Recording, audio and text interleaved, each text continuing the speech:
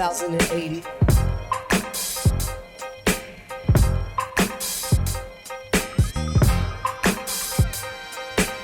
Industry rule number 4080.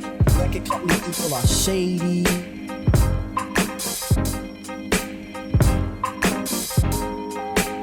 Industry rule number 4080. Record company people are shady.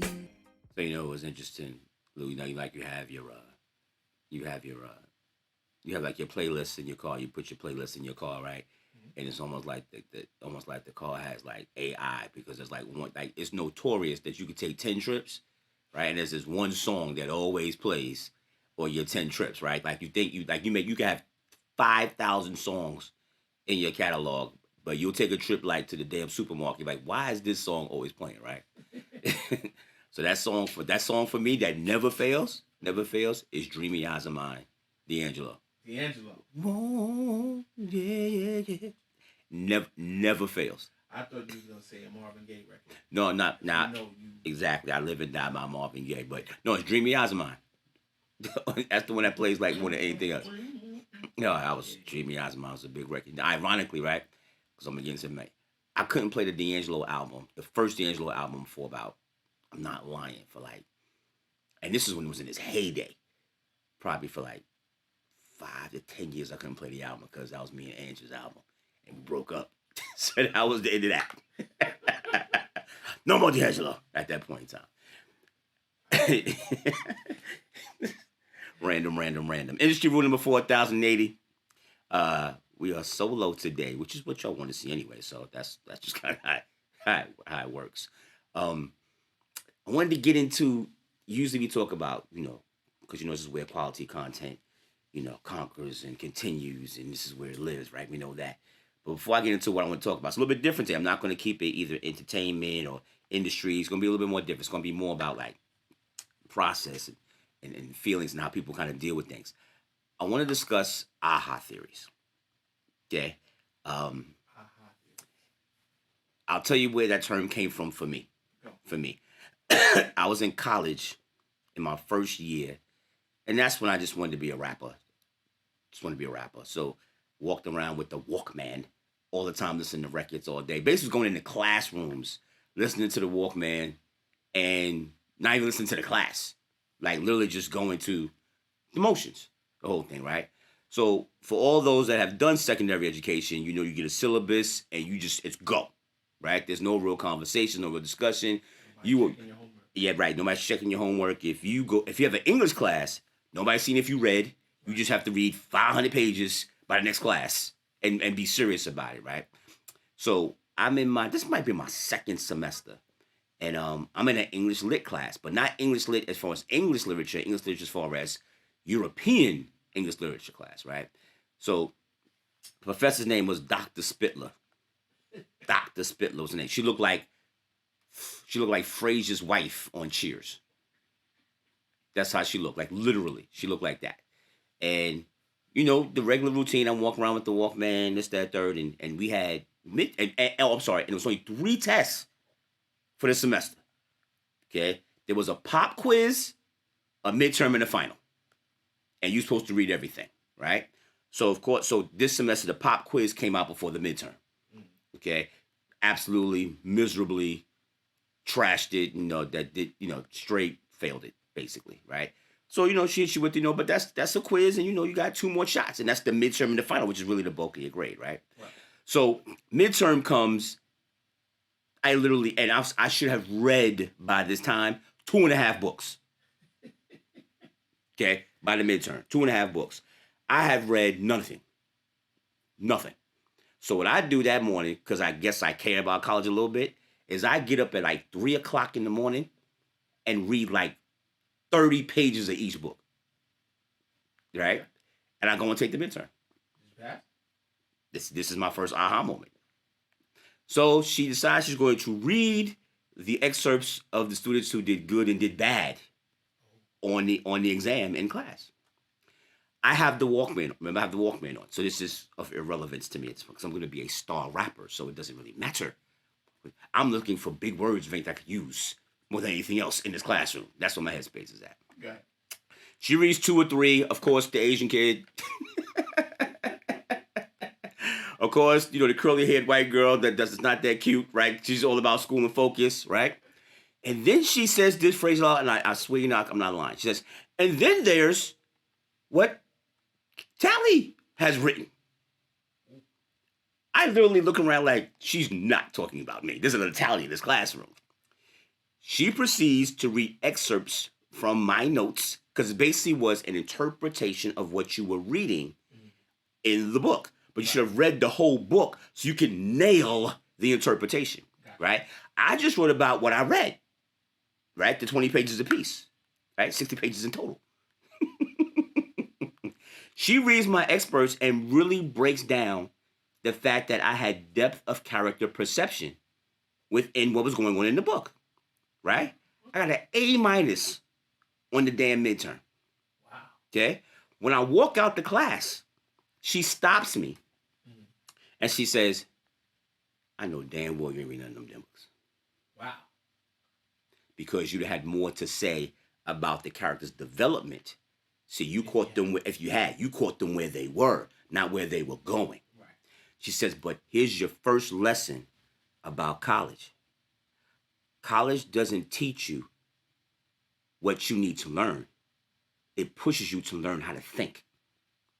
And what you did is you thought in depth about what you had. And for what you had a lot to say about what you had. Right. Now imagine if you read the whole book. That was my first aha theory about being taught that college is about learning how to think, not about acquiring what you want to learn. Right. At that point in time, that became my favorite professor. I took her class every chance I could for every elective I could all the way to when I graduated. Right? Got Spitler? Dr. Spitler. Okay? Got a B+ in the class because she cannot give me an A. Right. I can't. She know you full of shit. Right. Say, I cannot. You know what precedent I would set? You would run your mouth and let everybody know that you can half-ass this class and catch an A. That's never going to happen. Right. Okay? So I'm letting you know exactly what your A+ is. It's a B+. I enjoyed this teacher so much, I used to ask her when I saw her on campus, I said, give me a book to read over the summer. Wow. Just so I can keep my mind sharp. Because now I'm acquiring the skill set of caring about wanting to deal with school. Right. She says, I want you to read Beloved by Toni Morrison. I gave it to my girlfriend. We both read that book the whole summer, and we were enlightened. My first that's my second aha theory, because the first came before I came to college. So my second aha theory was the perception of being strong enough to know the power of how to think, more so the power of the information. Right. Because you could spew information all day and still be a dumbass. Yeah. But if you know how to think and how to process, you can still work things through. So that's my second aha theory. My first aha theory was when I got accepted to college. Because there was no money. So my mother told me to go to my stepdad. This is a true story. And let him know that you've been accepted to school. And, can we discuss what options are, what they can and can't be. And not necessarily saying, can I have the money, but more of like, can we have a family conversation about what the options are? Yeah. That type of thing, how we going to do it. Mm-hmm. I went straight to him. He looked me right in my face and said, I have no money for you. Wow. I have none. And I don't know what you're going to do for school. Right? So my mother's thought process was that, well, we were going to chase down every scholarship and grant and loan anyway. Right? I was just hoping that we could do it as a family. But if not, then that's what we're going to do. Mm-hmm. Right? So I got into school, the whole thing, got the student loans things. But here was the thing that hit me.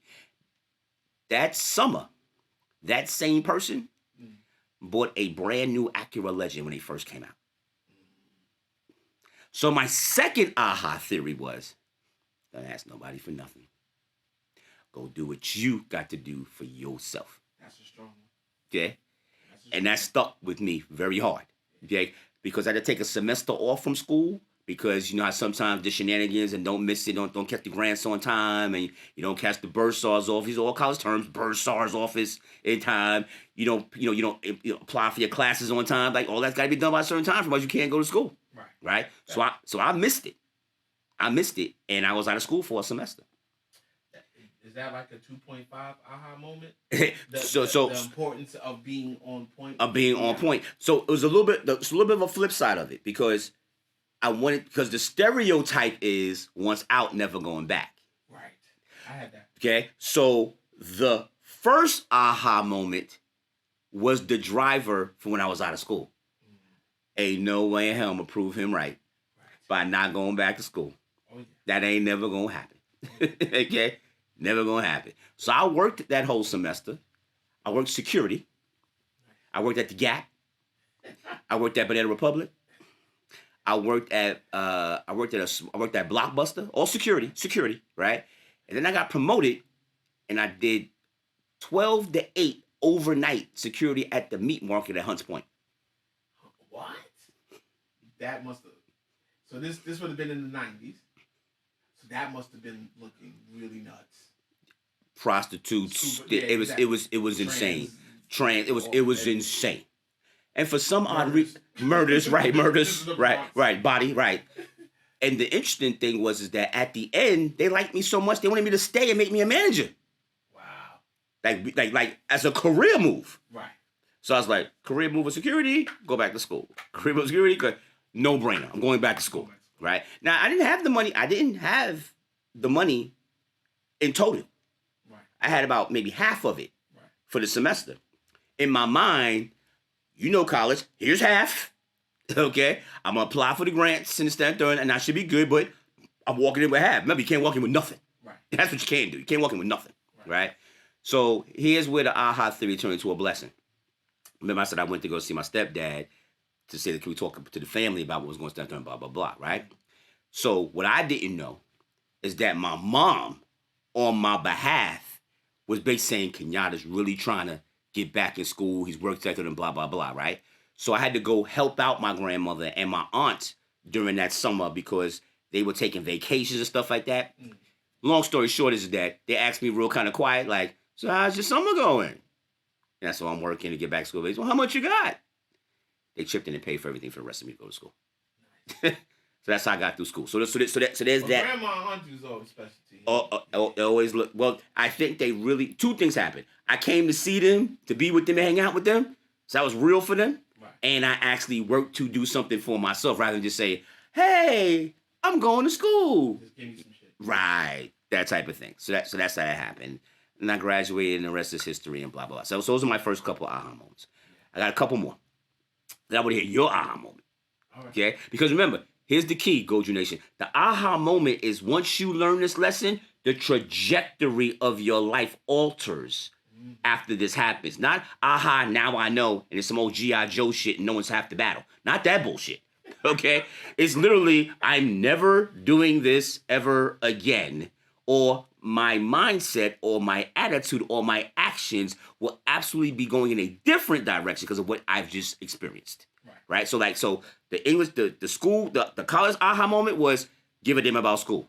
Because I was taught something I didn't know about myself within that moment. Right. So I'm now learning, I'm caring to dig more into my own self-worth and evaluation. Right. All right, so that's the upside.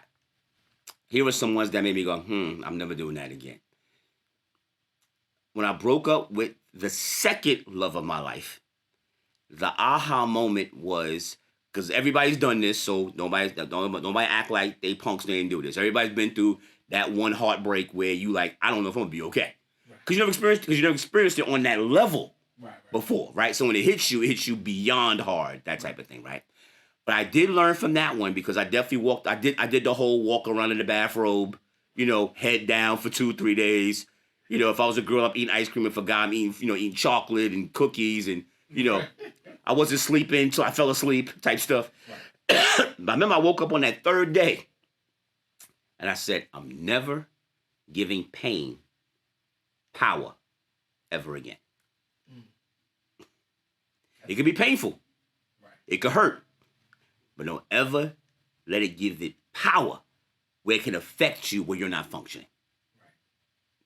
That was a major aha moment, especially in relationships. That requires some discipline too. Though. Okay. Well, here's the thing. Well, if you're here's the so how girls, guys are whatever the fact may be. Here's one of the elements that go into why guys are dogs.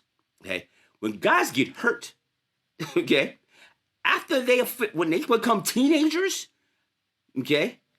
Before then, mom stops and hugs you and makes you hot chocolate and puts band-aids on your cuts and you'll be fine. She loves on you something crazy. Right. Okay? Somewhere around teenagehood, that goes away. You just start dealing with life situations. Now they'll still love the crap out of you, right? They'll still cook for you and buy you stuff. But what's the word I'm looking for? That tangible interaction doesn't live there as much as it did before. Right. So a lot of stuff you go through on your own. Yep. Okay? Or and that's where the strong parent comes into place, and you need the father, and that's the whole thing about you need a mother and a father to raise that type of thing. That stuff comes into play. Okay? But in relationships for me after that for a while, once it started to become aggravating, I was like, it's about to be painful. I'm never giving it power. So I gotta go. Or you gotta go.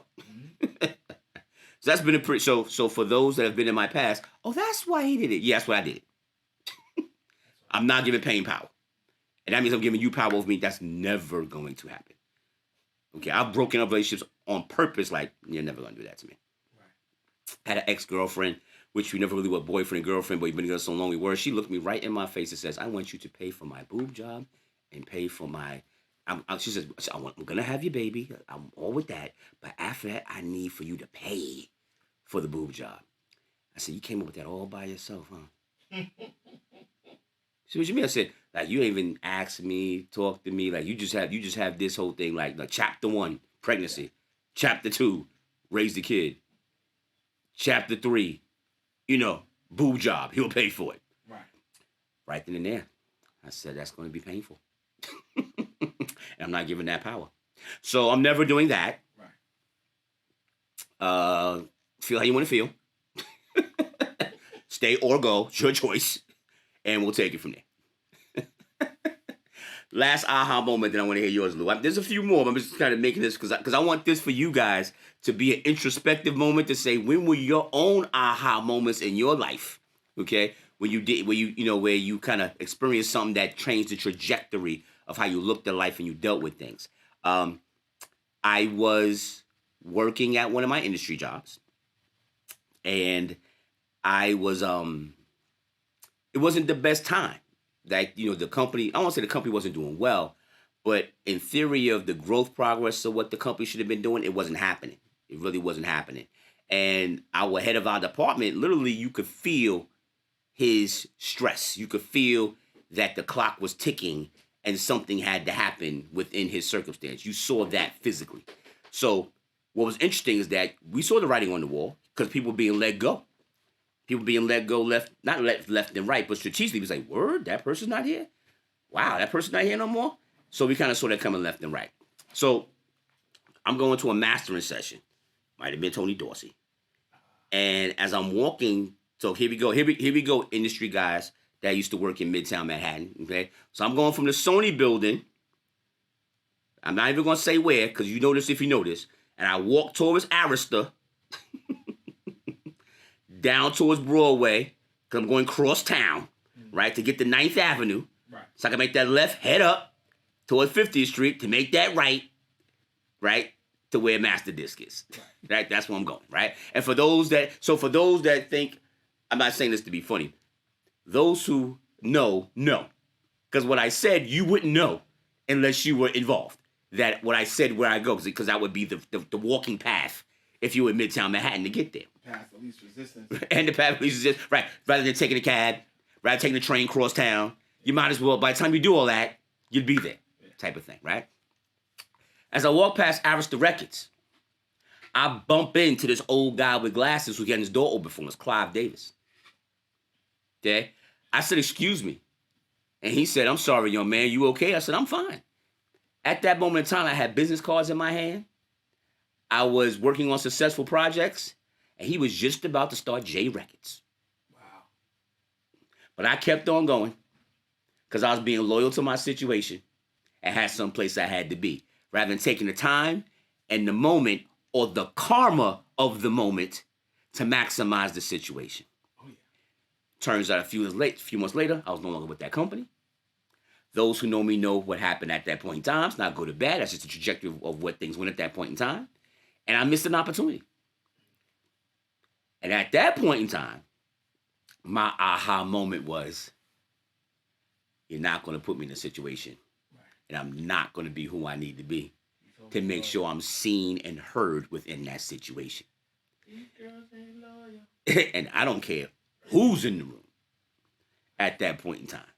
And it's not meant, and what's meant to be is meant to be. I'm very fine where I'm in this place and space. I am not homeless. I'm not living underneath a rock. I don't have a woman paying my bills. Okay? So I'm fine. It's just that moment in time, I had to recognize that was a moment for me in time. And I didn't take advantage of it. So those are a few of my aha moments. Yeah. You got one, Lou? Man, I got excuse me. I got aha moments for days, man. Well, if you start from younger stuff, relationship stuff, my one aha moment, and it changed the trajectory of how I dealt with women forever. Mm-hmm. Right? To this day. To this day. Mm-hmm. I was in high school, was going to Clinton. And I lived on 229th Street, right, Mm-hmm. in the Bronx, right? And there was this Spanish girl who also went to Clinton, who lived like, let's say 231st. Mm-hmm. Right, Mm-hmm. all this time I had never met her, but 233rd. It was 233rd, Mm-hmm. right? So we became friends in school or whatever. Man, I was crushing on this girl. Mm. I was crushing on her so hard. And the funny thing is that I lived literally a stone throw. Like literally, I could walk out my driveway and throw a rock and hit the elementary school. Mm-hmm. 103, PS 103. Mm-hmm. And she had a sister that was going in 103. And at Clinton, the cool shit is that if you had lunch, they allowed you to go outside for lunch. One of the few high schools that allowed that sort of stuff because they had like a campus and stuff. And if you had lunch, let's say 8th period, which is the last period, you're going for the day. Home early. You just going home early. And we both had lunch at 8th period, so we would go home early, and she would have to wait for her sister. So right down from the school is the Bronx Park. Mm-hmm. We would be going on walks. Mm-hmm. She would come inside the house. We'd have something to drink or whatever, just chill until she had to go get her sister. I was in love with this girl, and I never said anything. Mm-hmm. Until maybe the following year, we'd still been hanging out and stuff like that. And I was like, yo, man, her name is Ada, I believe. Mm-hmm. Right? I'm like, hey, man, I really like you. I want to, can we go out? That was the thing back then. Can we go out? Go out means we boyfriend and girlfriend. And she was like, Lou, I'm seeing somebody. She was like, why didn't you say anything before? And I was like, I was just, I guess, nervous or shy or whatever. She was like, why do you think I was hanging out with you every day after school?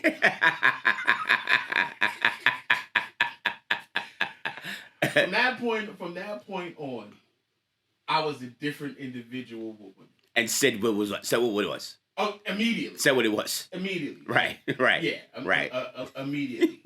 Immediately. I stopped playing around because apparently, and this has been proven over and over again in the course of the years, I seem to miss whatever the quote unquote female when it's coming in your direction. Like the shit just be going over my head. Right. And I have discovered on countless times in going forward. That's your mutant weakness? Oh, that's my mutant weakness. Of girls I was like, oh well, you know what I'm saying? Or I'm getting married. We should have been getting married. I was in love with you back in the day. Huh? What? So that was like my that was your relationship aha moment. Yeah, that was my relationship aha moment. School aha moment, and this didn't turn out well. English lit, European English lit. I actually loved the class. I was doing really, really well in the class. But at that time, I'm working a full-time job. I had just gotten married, right? Full-time job. I was living in Harlem, which was down the block from the school, but moved to Queens, which is now a movement to get to school. Right. And this class, like, I wanted to get done with school so badly that I was working a full-time job, like corporate job. And taking a full course load. I mean, bigger than a full, because a normal full course load is 12 credits, right? Right, 12 to 15. I was doing 15, 18. One semester I did like 21 credits while working a full-time job with a house in Queens. But I had to take this class. It was mandatory. It was a general education class, English, right? I didn't need it for my degree, but I chose this class. But it started at 8 o'clock. And this guy, brilliant dude in hindsight, I guess, he would give us all these things to read. He was very stringent. And his rule was, I take attendance at 8:05. If you were not in your seat at 8:05, you're not here. Even if you come in at 8:06 to stay. Even if you come out at 8:06, right? Even if you didn't start the lesson, that was his thing, right? And if you have 3 of those, you're done. You're getting an F. Not, I'm taking a grade away, an F straight out. And lo and behold, grade-wise, I was one of the best students in his class. Literally, like he would write in my thing, like, you should consider going into writing for a career. And I'm like, that's not what I'm here for, dude, but I get it. But I caught the 3. Caught that 3. And even though every single test, his notes, everything have been A and above, killed you. That motherfucker gave me an F. He murdered you in the streets. And I pleaded my cause, and he's like, look, that was my rules at the top of the thing. You knew that was the rules. He was unbending.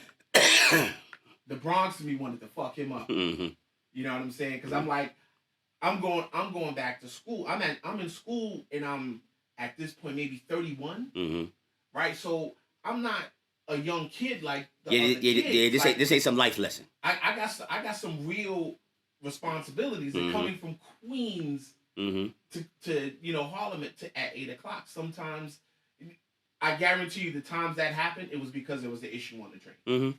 You know what I'm saying? So never mind no transit problems. He failed me, and he actually, that grade messed up my GPA, and I was like a couple of percentage points away from having like my Phi Beta Kappa, which is honor society for liberal arts, and I was mad for a long time. I was really pissed about it. But the aha moment is, kind of, you got to take care of your business. You know what I'm saying? So never mind being on time. You should be focused on being early. You know what I'm saying? That's kind of what I took away from it. It changed how I manage my time. Right, structure how you manage your time. You know what I'm saying? Right, so right. Those are 2 for me. Right. So I'm not sure if you had this or you haven't had this, but these are you don't learn this in high school. No. You don't. The aha moment is not a high school thing. The aha moment is a secondary education thing. That's a fact. It's this, and it's not. Or while you're ready to laugh, or if you're a fan of staring down and watching every single Oprah Winfrey episode, she probably had an aha. She probably had 4 aha moment shows, right? Because how she talks about life and stuff like that, right? But that's something that you should look at, right? Take a step back. I'm not saying that you've done it, but take a step back and say, yo, what were the times where there was a lesson that hit me, or a lesson that was brought to my attention, or a lesson that I fell into, where literally I altered the way that I do things in life moving forward based upon that situation, for good and for bad. Right. For good and for bad. Those are called aha moments. And if you have people close to you, you need to help them recognize those moments, because those are moments of growth if you have somebody to do it with. Right? If you do it with somebody, remember, right? Square peg, round hole, lessons from the Lord. Do I see what's going on, right? Yeah. You have that conversation out loud, people can talk you through it, right?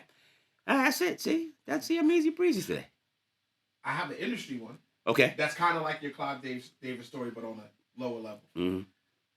So when I was at Sony, and you know this because I did this for you, I was the A&R administration guy. I paid checks out of the budgets of contracts and shit like that, right? And this is around the time when Destiny's Child were renegotiating. They had just gotten rid of the 2 girls, Latoya and Latavia. It went from 4 to 3. They went to Michelle and the other girl. I forget her name. Latoya Luckett. No. The light skinned girl that never made it. Oh yeah. Right. And then back to just the 3 of them. Right. The 4 to 3. 4 to 3. Right. And Matthew Knowles, Beyonce's dad, must have been negotiating incredibly fucking hard with Sony. Like, he wasn't playing around. Mm-hmm. And whatever the negotiations ended up at, he wanted his motherfucking money immediately. Mm-hmm. And I remember getting pulled into, like, the director's office, and they're like, hey, Lou, do you think that you can get two $4.5 million checks cut today? Mm-hmm. And it was already, like, 2 o'clock? 11. 11, 12? Sort Okay. of like 11. Okay. Right? And, you know, you got to go across the street to the other folk, you know, where they do all the royalties and statements and all that stuff. Oh, I'm sorry. The timeline ain't 5. Timeline's to 3. Yeah. Because of the bank. Yeah. Well, never mind the bank, because they were printing the checks in Right. them. In 555. It's 5. They were printing them. But the transfer time was 3 o'clock, if I remember correctly, right? But at 3 o'clock, they're not taking no more. They're not taking no more, right? So you got to get in the Everything requisition, got to be in by 3. signed, Right.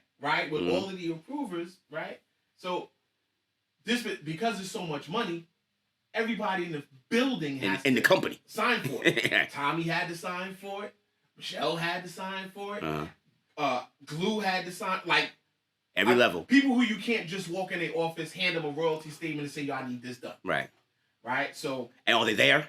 And are they there? I went across the street to talk to my guy first with the royalty statement with just my signature and my boss's signature, my direct boss's signature. All right. So you off some bullshit. So you're 2 off the table. I'm 2 off the table, and I was like, "Look, If I come with these others, cut the check, please, but don't hand them back to me. don't give me nothing." Don't give me nothing if I don't come back with the other 5 signatures." Mm-hmm. Right? And because the dude was cool, and, you know, there's 2 aha moments here. One is treating people, everybody, no matter what their station is, in a great way.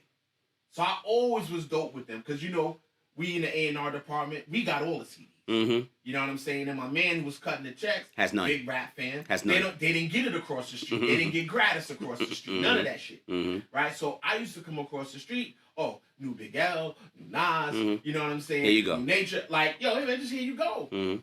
I'm just taking them out your drawer. Literally. Mm-hmm. I'm taking them out your drawer. I'm taking them out the drawer from up Columbia. Right? So he did it for me even though we didn't have to. Because he could have said no. Mm-hmm. But Right. he did it. Based upon protocol. Based upon protocol, he could have just Not said even no. right or wrong, just protocol. But Right. I look out for him, and he's like, "Nah, I'll do it, but you absolutely got to." Best to come with these 5. And I laid, you know, I did my rigmarole. I laid a copy of each one of those royalty statements in everyone's office, and then clipped them. By the time I clipped them, I got like 10 sheets of paper with a signature on them a piece, right? And I go across the street and I get the checks. But I run into Matthew as I'm heading up the staircase to the Columbia floor. Matthew's literally, he's coming down. You're literally ahead of him as he's coming to get the money. And look, he's coming down to business affairs. Right. Probably Saying, where are the checks? to start some shit. Probably to start some shit. Right? So I'm like, "Oh wow, Matthew, I'm looking for you." Right? It's I'm just heading up to see you. And I had the checks in my hand. And I'm like, "Here you go. $9 million. Most money I've ever held in my hand, check wise." And he looks at me and goes, "Does it make you happy to see a black man get all this money out these people?"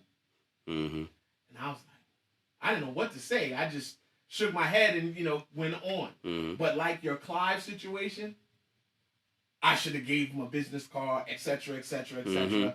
Because look at what it became, and I could have had an opportunity. And look what you were able to produce in a timely fashion as a value add.